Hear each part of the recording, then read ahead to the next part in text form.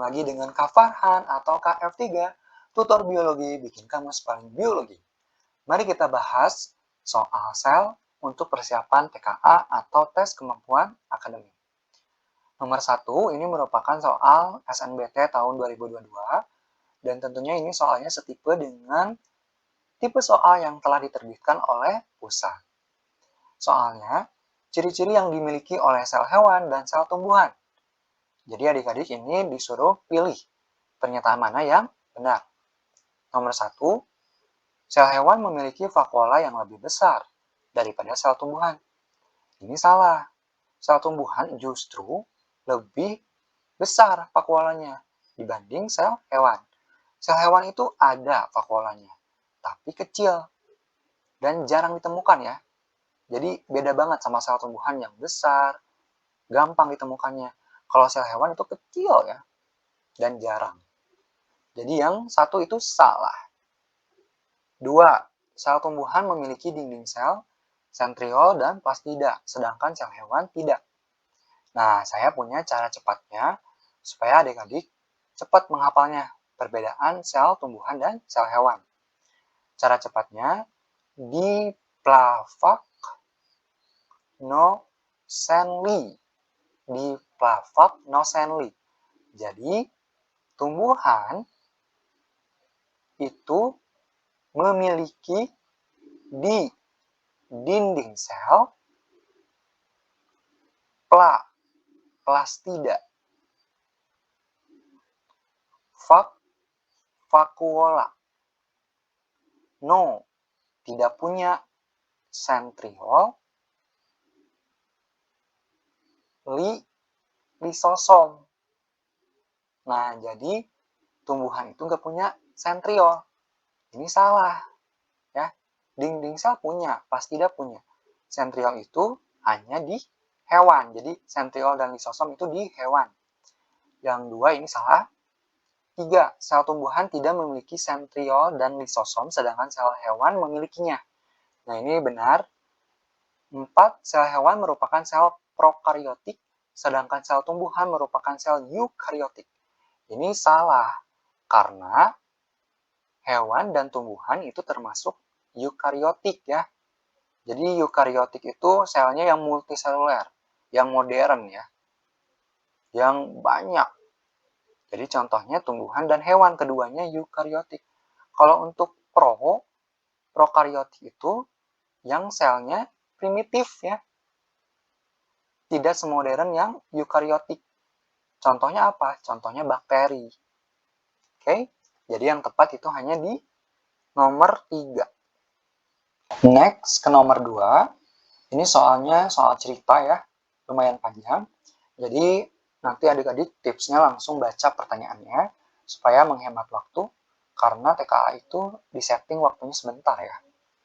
Soalnya, perhatikan tabel nomor 2 mengenai pasangan organel sel dan fungsinya di bawah ini. Inti, fungsinya pusat pengendali genetik. Ini jawabannya benar.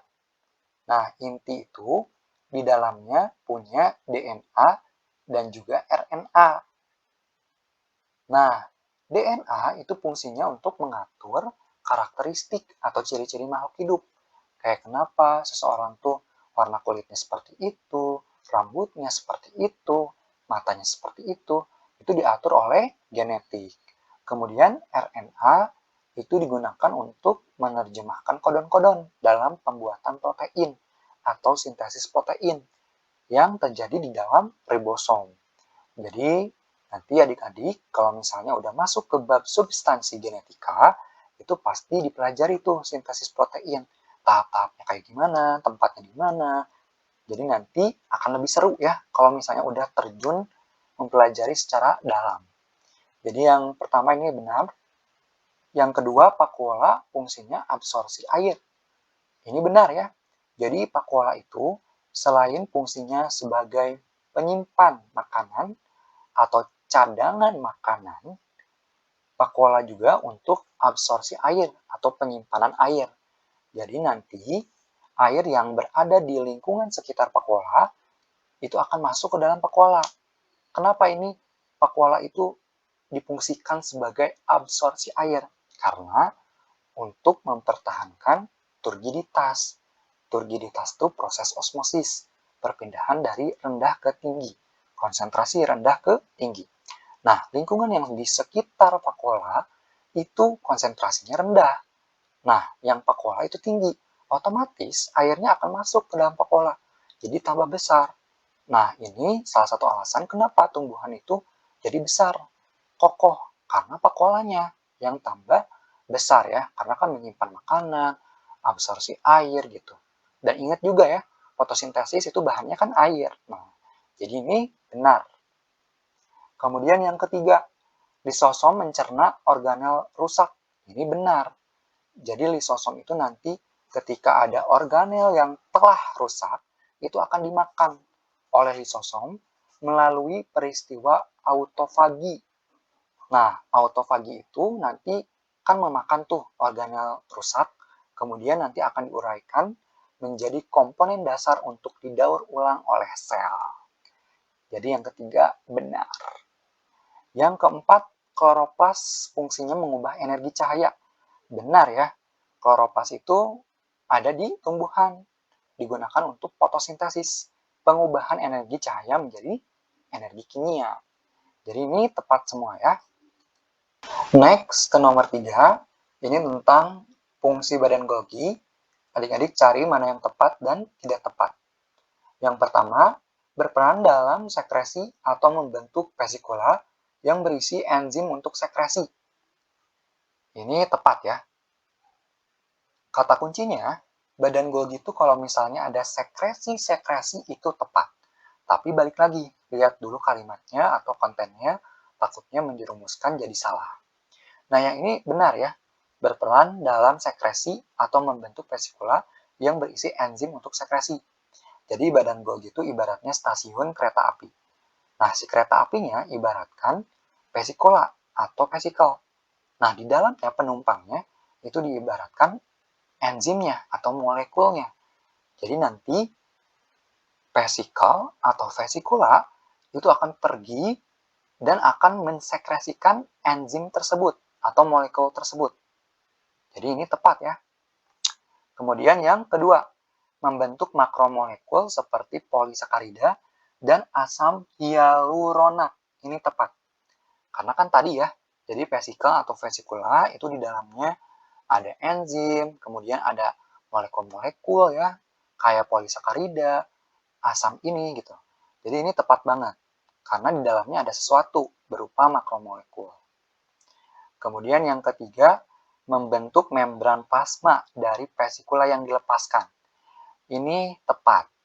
Jadi nanti kan vesikula atau vesikel kan yang telah dibentuk dari badan Golgi itu akan pergi.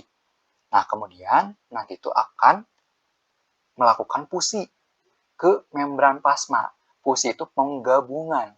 Jadi nanti vesikula yang di dalamnya ada isi-isinya akan disekresikan dan nanti akan menjadi bagian dari membran plasma, vesikel dan juga molekul-molekulnya.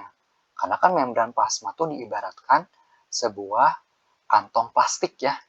Nah, kantong plastik kan kalau misalnya ketika dibawa-bawa di dalamnya ada isi-isinya, supaya kuat kan harus ditambah kayak nutrisi ya. Nah, berupa molekul-molekul atau enzim-enzim. Makanya nanti akan fusi, menggabung.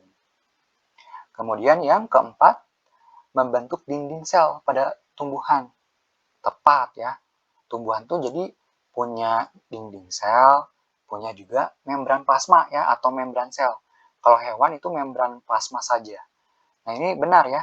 Jadi nanti semakin kokoh dan kuat tumbuhan itu. Dinding selnya kuat, kemudian membran plasmanya juga kuat. Jadi ini tepat semua ya. Oke, sampai sini dulu. Jangan lupa like and share ke teman-teman kamu. Sampai jumpa di pertemuan biologi berikutnya. Dadah!